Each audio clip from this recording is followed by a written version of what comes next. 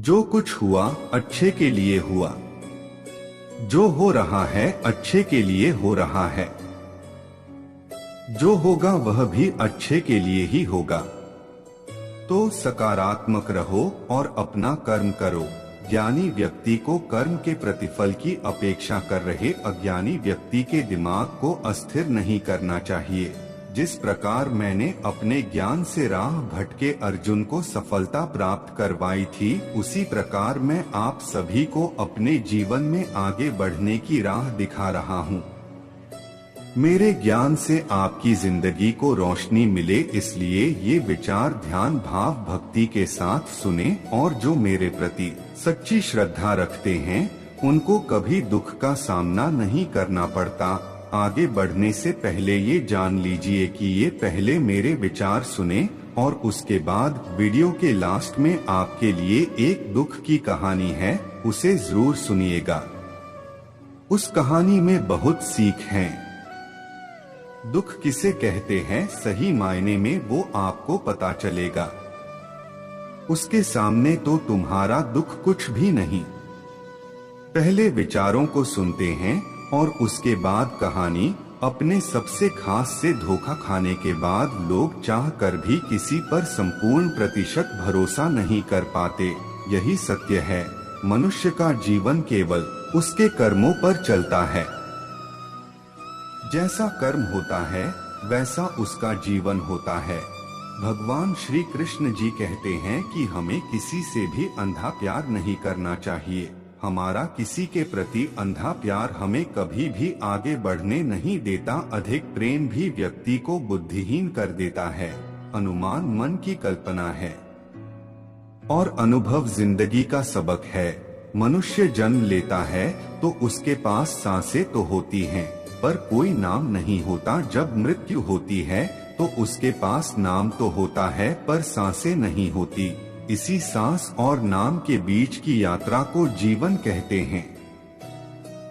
सच्ची खुशी तभी होती है जब आपकी सोच, कथन और कर्म में समानता हो। जीवन में कभी निराश नहीं होना चाहिए, क्योंकि कमजोर आपका वक्त होता आप नहीं। किसी के प्रति मन में क्रोध लिए रहने की अपेक्षा उसे तुरंत प्रकट कर देना अधिक अच्छा है। जैसे क्षण भर में जल जाना देर तक सुलगने से अधिक अच्छा है। जैसे तेल समाप्त हो जाने पर दीपक बुझ जाता है, उसी प्रकार कर्म के क्षीण हो जाने पर भाग्य भी नष्ट हो जाता है। मौन सबसे अच्छा उत्तर है किसी ऐसे व्यक्ति के लिए जो आपके शब्दों को महत्व नहीं देता। इंसान चाहे जितना भी खुद को व्यस्त रख ले, जिससे वो प्रेम करता है उसकी यादों से नहीं बच सकता। समय कभी नहीं रुकता।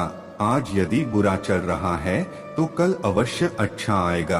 आप केवल निस्वार्थ भाव से कर्म कीजिए और वही आपके हाथ में है। दया होनी चाहिए, कमजोरी नहीं। ज्ञान होना चाहिए, अहंकार नहीं।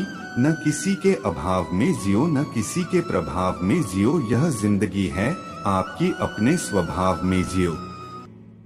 हमारी आस्था की परीक्षा तब होती है जब हम जो चाहे वो न मिले और फिर भी हमारे दिल से प्रभु के लिए शुक्रिया ही निकले। माता पिता बनना अत्यंत सुखद अनुभव है। उत्साह से जीवन जीना और स्वयं पर महारत हासिल करना खुशी देता है। जिस व्यक्ति के विचार मैले हैं, जो लापरवाह है और धोखे से भरा हुआ है, मन की गतिविधियों, होश, श्वास और भावनाओं के माध्यम से भगवान की शक्ति सदा तुम्हारे साथ है और तुम्हें बस लगातार एक साधन की तरह प्रयोग कर सके सभी कार्य कर रही है। कोई कुछ भी बोले, लेकिन स्वयं को शांत को रखो। धूप कितनी ही तेज क्यों ना हो, समुद्र सुखा नहीं करते। तुम अपनी पीड़ा के लिए संसार को दोष मत दो, अपने मन को समझाओ। तुम्हारे मन का परिवर्तन ही तुम्हारे दुखों का अंत है। तुम उसके लिए शोक करते हो जो शोक करने के योग्य नहीं है, और फिर भी ज्ञान की बातें करते हो। बुद्धिमान व्यक्ति ना जीवित और ना ही मृत व्यक्ति के लिए शोक करते हैं। अगर तुम अपना कल्याण करना चाहते हो तो सभी तरह के उपदेशों, सभी धर्मों को छोड़कर मेरी शरण में आ जाओ, मैं तुम्हें मुक्ति प्रदान करूंगा। सुख दुख का आना जाना सर्दी गर्मी के आने जाने के जैसा ही है, इसलिए इन्हें सहन करना सीखना ही उचित है। तुम्हारा मोहग्रस्त होकर अपने कर्तव्य पथ से हट जाना मूर्खता है, क्योंकि इससे ना तो तुम्हें स्वर्ग की प्राप्ति होगी और ना ही तुम्हारी कीर्ति बढ़ेगी। धर्म चाहे जो भी हो, अच्छे इंसान बनो, हिसाब हमारे कर्म का होगा, धर्म का नहीं। बुरा वक्त आपको जिंदगी के उन सच से सामना करवाता है जिनका आपने अपने अच्छे वक्त में कभी ख्याल भी नहीं किया होता है। खुशियां मन की एक स्थिति है, बाहरी दुनिया से इसका कोई लेना देना नहीं है। किसी दूसरे के जीवन के साथ पूर्ण रूप से जीने से अच्छा है कि हम अपने समय के भाग्य के अनुसार अपूर्ण जिए। जीवन को भगवान से जोड़ दो, सब भगवान पर छोड़ दो। शांत रहना सही है, पर जब गलत हो तब नहीं। जीवन ना कल में है ना आज में है, जीवन इस पल में है, इस पल का अनुभव ही जीवन है। हम दुनिया से कभी शांति नहीं पा सकते जब तक हम खुद अंदर से शांत ना हो। मनुष्यों को मोहमाया में पड़कर अपने कर्तव्य को नहीं भूलना चाहिए। मनुष्य की इच्छाएं अनंत है, यदि इच्छाएं पूरी नहीं होती तो क्रोध बढ़ता है, और इच्छा पूरी होती है तो लोभ बढ़ता है। इसलिए जीवन की हर स्थिति में धैर्य बनाए रखे तथा इच्छाएं सीमित रखे। लोग कहते हैं अपनों के आगे झुक जाना चाहिए, किंतु सच बात तो यह है जो अपने होते हैं वह कभी झुकने नहीं देते। परिवर्तन ही इस संसार का नियम है। यह प्रकृति है जो सभी गतियों का कारण बनती है। अहंकार से मोहित मूर्ख उस धारणा को धारण करता है जो कहती है मैंने किया। गर्मी और ठंड, सुख और दर्द की भावना इंद्रियों के अपनी वस्तुओं के संपर्क के कारण होती है। वे आते हैं और चले जाते हैं चिरकाल तक। आपको उन्हें स्वीकार करना चाहिए। पूर्ण लगन के साथ अपना कार्य करो, लेकिन उसके फल की इच्छा मत करो, क्योंकि जब आप फल की इच्छा करते हैं तब कहीं न कभी आप अपने कार्य में पूर्ण रूप से समर्पित नहीं हो पाते। अगर तुम अपना कल्याण चाहते हो तो सभी उपदेशों, सभी धर्मों को छोड़कर मेरी शरण में आ जाओ।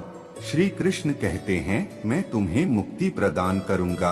कर्मयोगी अपने मन और बुद्धि की शुद्धि के लिए ही अपने शरीर, मन, बुद्धि और इंद्रियों के साथ आसक्ति रहित होकर कर्म करते हैं। हे अर्जुन, मैं सर्वज्ञ हूँ, मैं इस सृष्टि का रचनाकार हूँ।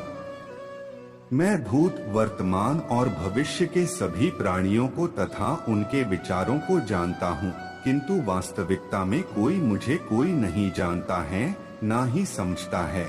गति के लिए चरणों पर ध्यान देना आवश्यक है, किंतु प्रगति के लिए सदैव आचरण पर ही ध्यान देना चाहिए। मेरे लिए न कोई घृणित है और न ही कोई प्रिय, न कोई निर्धन है और न ही कोई धनी।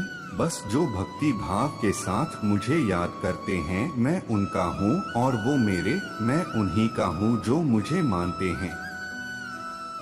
मैं तो बस प्रेम भक्ति का भूखा हूँ।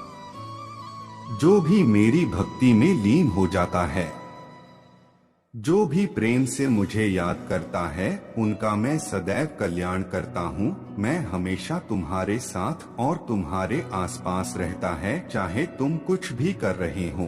प्रकृति द्वारा निर्धारित कर्तव्य का पालन करते हुए व्यक्ति ने कोई पाप नहीं किया जिसका मन उसके वश में नहीं है। उसके लिए उसका मन शत्रु के समान है। वो मूर्ख हैं जो प्रेम को बकवास कहते हैं। प्रेम इस दुनिया की जड़ है जिससे दुनिया बनी है। अपनी इच्छा की शक्ति से अपने आप को नया आकार दें। अपने आप को कभी भी स्वेच्छा से नीचा न होने दें। बुद्धिमान अपनी चेतना को एकीकृत करते हैं और कर्म के फल के प्रति आसक्ति को त्याग देते हैं। मनुष्य अपने विश्वास से निर्मित होता है। जैसा वो विश्वास करता है वैसा वो बन जाता है। मन चंचल होता है, यह इधर उधर भागता है और किसी भी कार्य की एकाग्रता का दुश्मन है। लेकिन यदि यह व्यक्ति के वश में हो जाए तो इससे अच्छा कोई मित्र नहीं है। मन को एकाग्र करना जरूरी है, बस थोड़े से प्रयास और अभ्यास की जरूरत है। जब भी आप कोई बुरा कार्य करते हो या अच्छा कार्य करते हो, आपको लगता है कि कोई देख नहीं रहा, तो यहाँ श्री कृष्ण कहते हैं कि तुम जो कुछ भी कर रहे हो मेरी दृष्टि सदैव तुम पर है। इसलिए आप यह मत समझे कि आप अकेले हैं, आपके साथ श्री कृष्ण सदैव हैं। जीवन में आधे दुख इस वजह से आते हैं क्योंकि हमने उनसे आशाएं रखी जिनसे हमें नहीं रखनी चाहिए थी। भावार्थ ये है कि हम सभी मनुष्य किसी न किसी अन्य मनुष्य से बंधे होते हैं, या कहो किसी दूसरे इंसान पर निर्भर रहते हैं, और इसी निर्भरता से हमारे मन में उम्मीद और आशाएं बानी रहती है कि हमारा कोई मदद कर दे गए। परंतु कई बार हम गलत इंसान से आशाएं या फिर उपेक्षा कर लेते हैं, जिसके वजह से हमें कई दुख और तकलीफों का सामना करना पड़ता है। हमें ऐसे समय में धैर्य से काम लेना चाहिए। जीवन में समय चाहे जैसा भी हो, परिवार के साथ रहो। सुख हो तो बढ़ जाता है और दुख हो तो बढ़ जाता है। इस संसार में मूर्ख व्यक्ति, अधर्मी, अज्ञानी व नास्तिक प्रकृति का व्यक्ति मेरी शरण स्वीकार नहीं कर सकता। दुख और सुख सच में मन के विकल्प हैं। जिस व्यक्ति का मन उसके वश में है वह सुखी कहलाता है, कारण कोई उसे उसकी इच्छा के बिना कष्ट नहीं दे सकता है। वह अपने मन अनुसार चलता है और जीवन जीता है। दुखी वह है जो दूसरों के कहने पर चलता है या जिसका मन स्वयं के वश में न होकर अन्य के वश में है। वह उसकी इच्छानुसार व्यवहार करता है, उसे खुश करने के लिए ही सारे कार्य करता है। वह दूसरे के समान बनना चाहता है, आथ दूसरे के हाथ की कठपुतली बन जाता है। आथ दुख और सुख तो मन के विकल्प ही हैं। जिसने मन को जीत लिया वह उस पर शासन करता है, नहीं तो दूसरे उस पर शासन करते हैं। अपने जीवन में कभी भी ना किसी को आनंद में वचन दे, ना क्रोध में उत्तर दे और ना ही दुख में कभी निर्णय ले। किसी और का काम पूर्णता से करने से कहीं अच्छा है कि अपना काम करें, भले ही उसे अपूर्णता से करना पड़े। मैं ही इस सृष्टि की रचना करता हूँ, मैं ही इसका पालन पोषण करता हूँ और मैं ही इस सृष्टि का विनाश करता हूँ। जो कुछ हुआ अच्छे के लिए हुआ, जो हो रहा है अच्छे के लिए हो रहा है, जो होगा वह भी अच्छे के लिए ही होगा। तो सकारात्मक रहो और अपना कर्म करो। आए अब ये कहानी सुनते हैं। एक बूढ़ी माँ दर्द भरी कहानी है। कहानी एक ऐसी बूढ़ी माँ है जिसकी कहानी सुनकर आप भावुक हो जाओगे। तो चलिए शुरू करते हैं। यह कहानी है एक बूढ़ी महिला की जिसका नाम धीरा था। धीरा अपने बेटे के साथ एक छोटे से गांव में रहती थी। वह अपने बेटे को बहुत प्यार करती थी और उसकी खुशियों का सबसे बड़ा स्रोत थी। धीरा का बेटा बहुत मेहनती था और उसने शहर में एक नौकरी पाई थी। वह घर के लिए पैसे भी लाता था, लेकिन उसके पास समय की कमी हो जाती थी। धीरा खुद अकेले रह जाती थी और उसका स्वास्थ्य दिन प्रतिदिन कमजोर हो रहा था।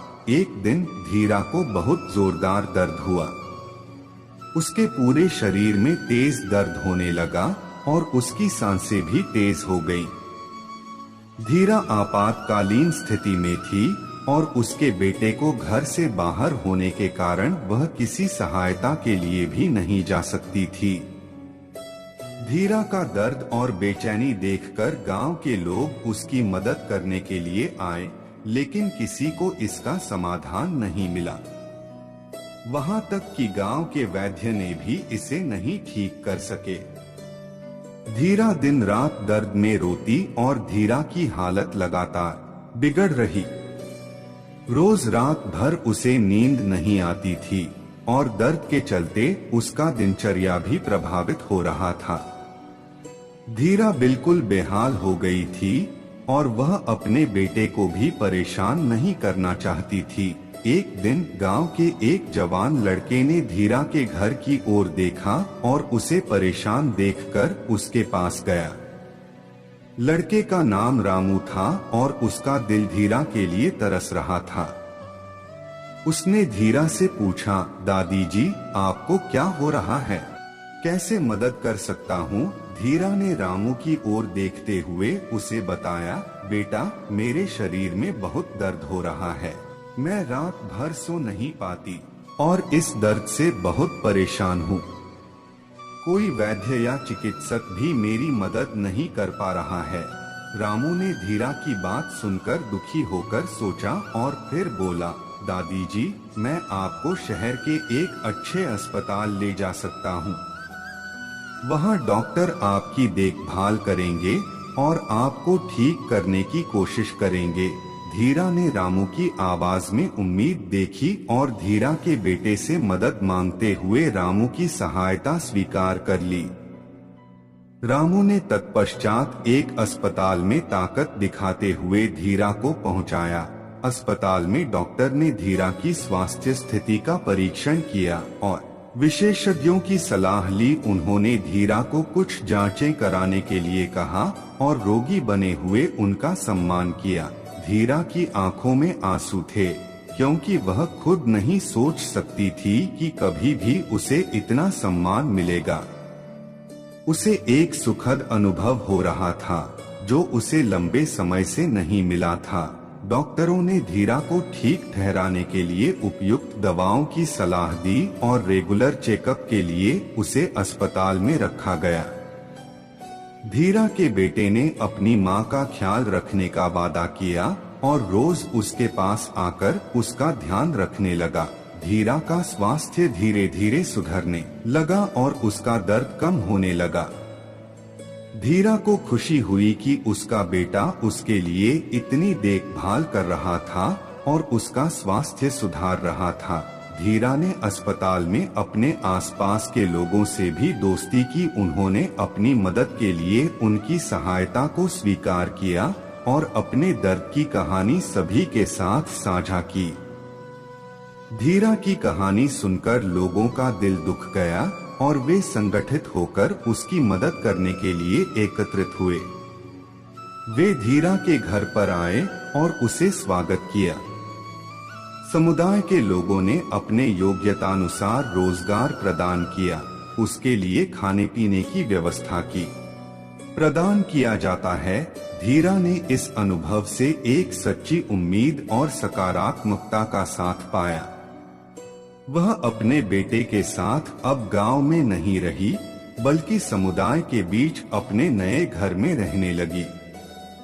वह अपने जीवन को फिर से सशक्त बनाने के लिए समाज के अन्य सदस्यों की मदद करने का निर्णय लिया। धीरा ने गांव के बच्चों के लिए मुफ्त शिक्षा कार्यक्रम चलाना शुरू किया और स्वयं वृद्धों की देखभाल करने में मदद करने लगी। उसने समाज में सभी को जोड़कर सामूहिक सेवा की शुरुआत की, जिससे लोगों में जागरूकता और सामाजिक उत्थान की भावना उत्पन्न होने लगी। धीरा की कहानी उदाहरण स्थापित करती है कि हमारी समाज शास्त्रीय उम्र में बूढ़े माताओं और पिताओं को भी मान्यता देनी चाहिए। उनका योगदान और उनकी अनुभव से भरी जीवन कहानियां हमें अद्वितीय सीख सकती हैं। धीरा की समाज सेवा ने आसपास के लोगों में एक सामाजिक बदलाव का संकेत दिया। धीरा अब एक समाज सेविका के रूप में प्रसिद्ध हो गई थी। उसकी सहायता से गांव में शिक्षा का स्तर सुधारा गया, स्वास्थ्य सुविधाएं बेहतर बनाई गईं और वृद्धाश्रमों में उच्च गुणवत्ता की देखभाल हुई। धीरा अपने नए जीवन का आनंद उठा रही थी। उसकी समाज में स्थानिकता और महत्व बढ़ गया था। वह न केवल अपने बेटे के लिए एक मार्गदर्शक बनी, बल्कि गांव के हर व्यक्ति के लिए भी आदर्श बन गई। उसकी सामर्थ्य और सहानुभूति की कहानी अब गांव के लोगों के दिलों में बस गई थी।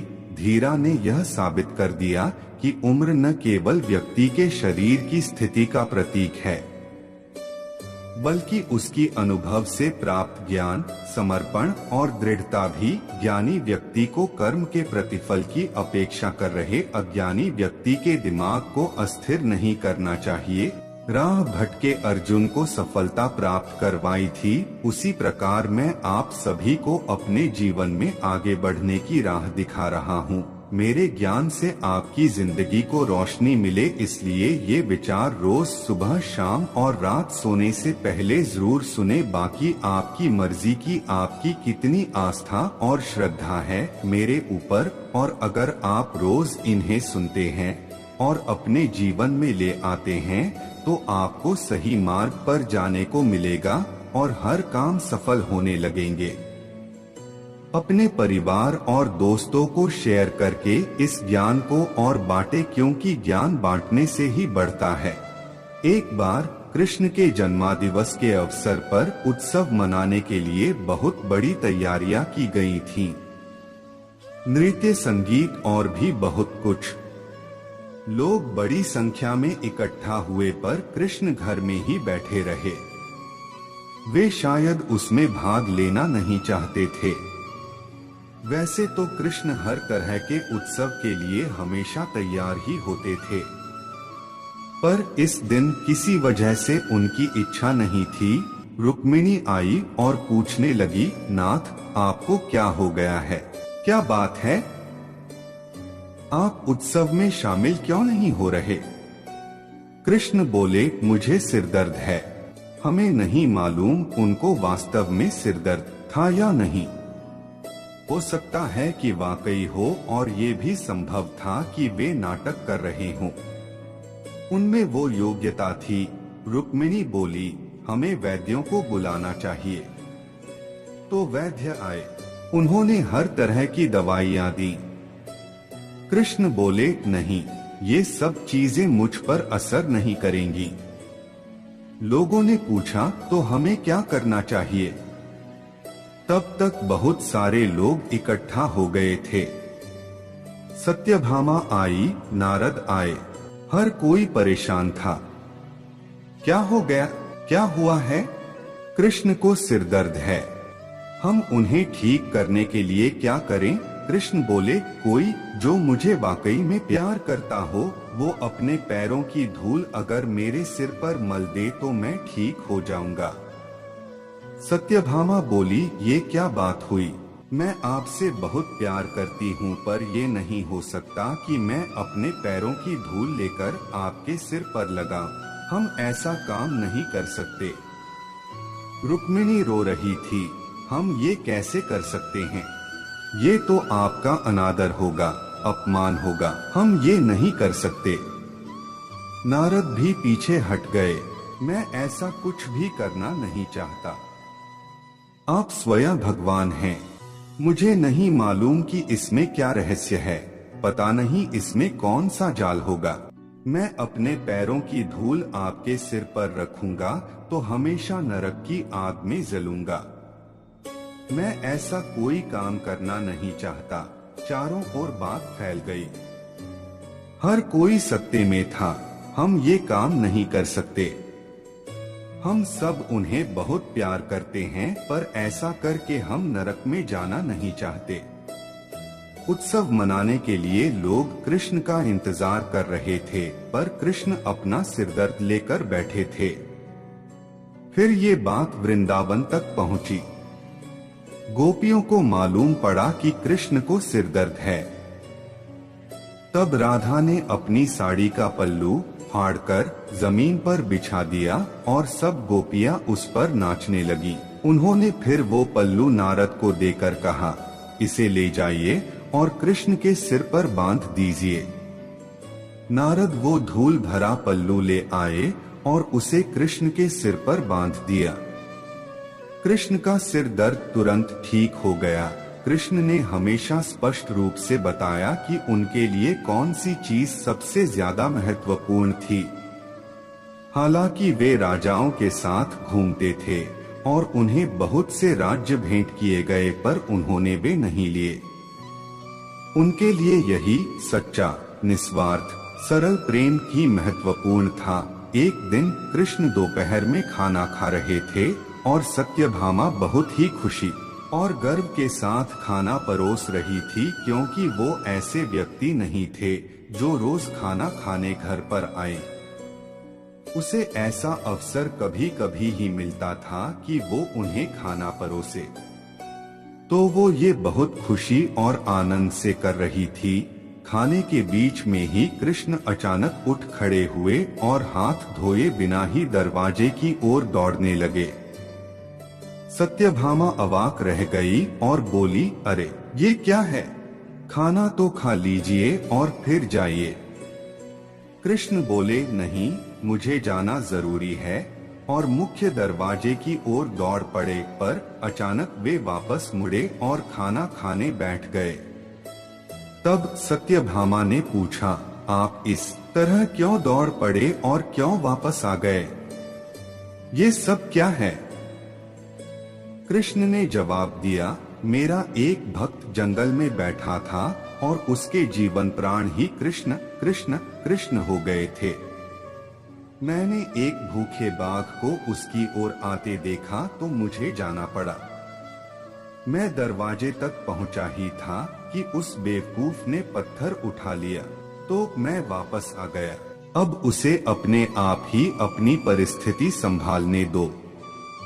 इसलिए यहाँ से यह सीख मिलती है कि जिस भी भगवान को आप मानते हैं उन पर अटूट विश्वास और आस्था रखो। अगर रखते हो तो सब कुछ अपने दुख उन पर छोड़ दो, वो सब ठीक कर देंगे। अगर आपको ये पसंद तो सब्सक्राइब जरूर करें और चैनल को शेयर भी करें, ज्यादा से ज्यादा सपोर्ट करें। अगर इस वीडियो में कुछ भूल चूक रह गई हो तो मैं क्षमा प्रार्थी हूँ। अपना सुझाव दे कमेंट में आपको कैसा लगा ये विचार सुनकर। कमेंट में जय श्री कृष्ण लिखना न भूलें। मिलते हैं दूसरी वीडियो में, तब तक के लिए अपना ख्याल रखिएगा। धन्यवाद। जय श्री कृष्ण।